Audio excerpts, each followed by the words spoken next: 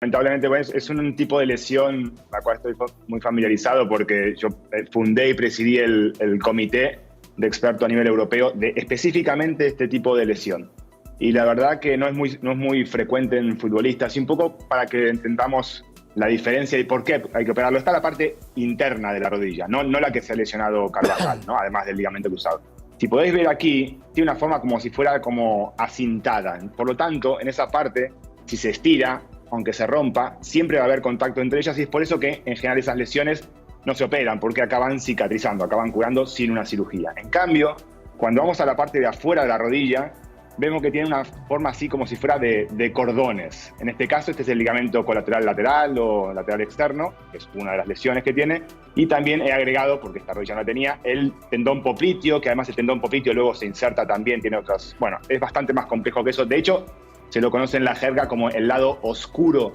de la rodilla porque es complejo y realmente está solamente al alcance la cirugía de gente muy experta. Tanto es así que cuando estábamos en este comité hicimos una encuesta a 1000 cirujanos de todo el mundo y no había consenso en nada de lo que se hacía. Luego cuando nos juntamos los 27 más expertos en la materia, ahí sí que pudimos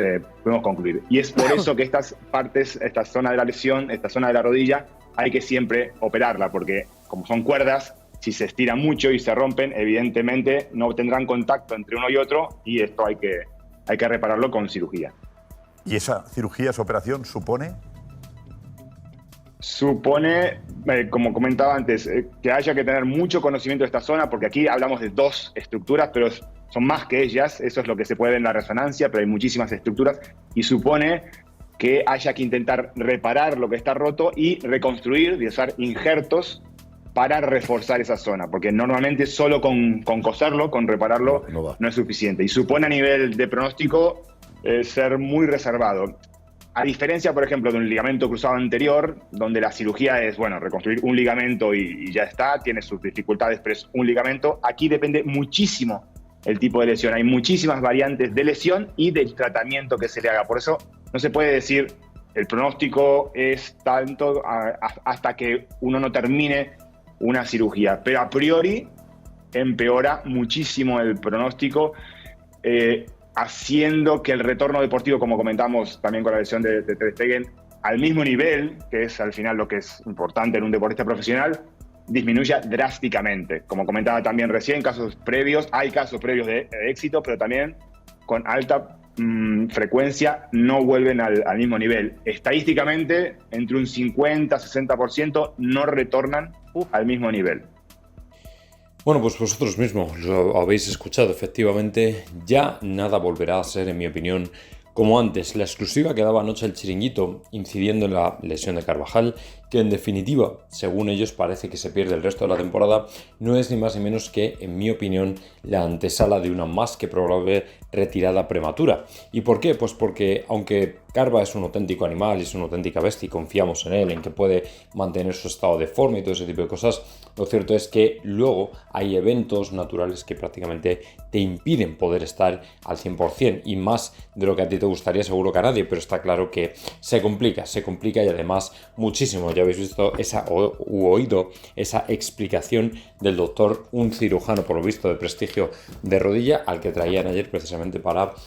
explicar por qué Carvajal no se puede operar inmediatamente y tiene que esperar un poco más, y que además afirmaba que solamente el 50-60% de las personas vuelven a recuperar su capacidad normal. Es decir, si estamos hablando de un atleta de alto rendimiento, probablemente él no vuelva, por lo menos tenga un 50% solamente de posibilidades de volver al nivel anterior, y esto es un poco lo que preocupa, ¿no? Entonces, en este sentido, como estuvimos precisamente comentando en el día de ayer, al Real Madrid ya, en mi opinión, creo que no le queda otra. Es decir, si todavía Florentino hubiera querido exprimir o estrujar un poco más y jugársela y no fichar, pues hubiera sido una auténtica locura. Y tal y como os comentaba en el vídeo de ayer, en el largo, precisamente al principio,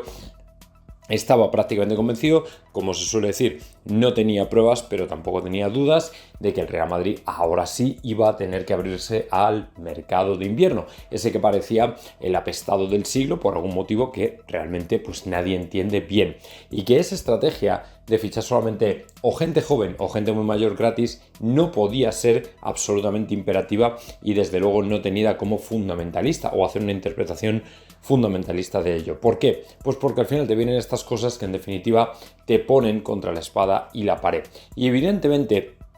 Alexander Arnold es una opción, ya lo estuvimos valorando precisamente ayer, lo que estuvimos comentando. Es verdad que Alexander Arnold en un principio todo el mundo quería que fuera más bien ya para la temporada que viene, en el sentido de que puede llegar gratis y lógicamente no tenías que pagar traspaso ni nada parecido, pero si al final las circunstancias van en otra dirección, pues evidentemente tampoco hay que volverse locos. Es decir, si esto es así, pues que así sea y ya está. O sea, tampoco hay que ser demasiado, como digo, fundamentalistas en todo esto. Pero lo que está claro es que ayer José Félix Díaz, como yo imaginaba, sacó un artículo en el que efectivamente explicaba cuál va a ser la política del mercado del Real Madrid, que en un principio es un central y un lateral derecho, y además comentaba varias opciones que en un principio están en esa lista de deseados, como digo, del equipo blanco, que son, por este orden, Castelló Luqueva, del que ya había hablado hacía bastante tiempo. Me parece que es jugador, si no es, no recuerdo, jugador de la liga alemana, pero ahora mismo me parece que es del Leipzig, si no recuerdo mal. Luego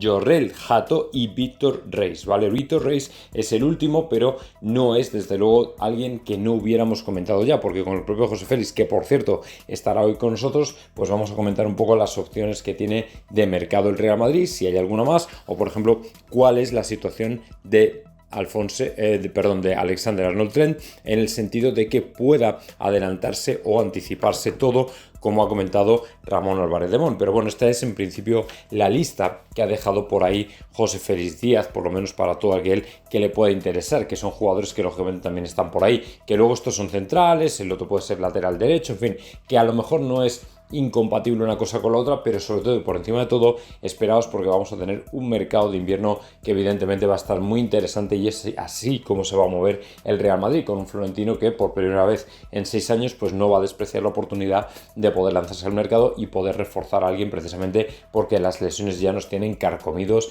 y obviamente no se puede en una temporada con hasta 72 partidos estar jugando pues con la tarifa plana, con lo que tenemos, con lo que queda, con lo que hay. O sea, las sensaciones es cierto que son malas, el Real Madrid sabe perfectamente cómo está la situación ahora mismo y bueno, pues lo cierto es que por fin va a actuar de una manera completamente diferente, como además corresponde. Y el que sí que se pronunció sobre Alexander Arnold Trent fue precisamente Ramón Álvarez de Mon. Ramón Álvarez de Mon comentaba que es un fichaje muy probable, que es cierto que el jugador en un principio parece que era deseado precisamente porque quedaba gratis y el año que viene el Real Madrid se podía lanzar lógicamente a por él de cabeza, lo cual obviamente pues siempre es una muy buena noticia, porque si efectivamente es así, pues yo creo que tenemos un lateral derecho espectacular, sobre todo por la situación de Carvajal. Ya se estaba valorando la posibilidad, si Carvajal seguía o incluso con Lucas Vázquez, los dos, el poder traerle precisamente por ser un jugador que viene gratis, pero claro, esto ya en mi opinión lo acelera y lo precipita todo. Es decir, ahora yo personalmente no veo y no creo en la imposibilidad de que al final el jugador termine recalando en los filas del Real Madrid. Incluso, no sé si antes de tiempo, ayer alguien me corregía, me decía, Jota, que no se puede hacer un fichaje a estas alturas de la temporada si no es un agente libre. Por ejemplo, Ramos está libre, que luego, por cierto, vamos a hablar porque también se ha especulado con esa posibilidad. Pero bueno, yo entiendo que si el Real Madrid en invierno le hace una oferta al Liverpool por un jugador, antes de convertir, pero bueno, es que en invierno es que ya va a ser agente libre, entonces, o sea, él ya puede, de hecho, si no ha renovado negociar su futuro con quien quiera. O sea, que a partir de ello entiendo y pienso que realmente tampoco se tiene que romper la cabeza, o sea, intentando pagar traspasos ni nada parecido, a no ser que por buena voluntad o por caballerosidad el Real Madrid al final le termine pagando algo al Liverpool, eso no lo sé, pero desde luego Ramón cree que es un fichaje muy probable, que tiene muy buena pinta, lo estuvimos comentando ayer, yo creo que era el mejor colocado, o sea, tampoco hay que tener una información espectacular para saber que es que Alexander Arnold Trent es prácticamente la mejor y casi os diría la única opción, porque tampoco hay laterales derechos que gusten una barbaridad. O sea, es un poco lo que hay, para que veáis que esto casi se está convirtiendo más en un apaño que otra cosa. Así que bueno, pues ojalá que el Madrid fiche bien, que le vaya bien, que lógicamente reforcemos posiciones que yo creo que se tienen que reforzar, porque los centrales evidentemente son una parte de una línea a reforzar. No podemos estar dependiendo todavía de cuándo vendrá Alaba y cuándo no vendrá. y evidentemente no podemos seguir haciendo experimentos con gaseosa, así que muy buena idea la de ir al mercado, ojalá que así sea, y como digo, os convido a todos a partir de las 3 aproximadamente para charlar con José Félix Díaz.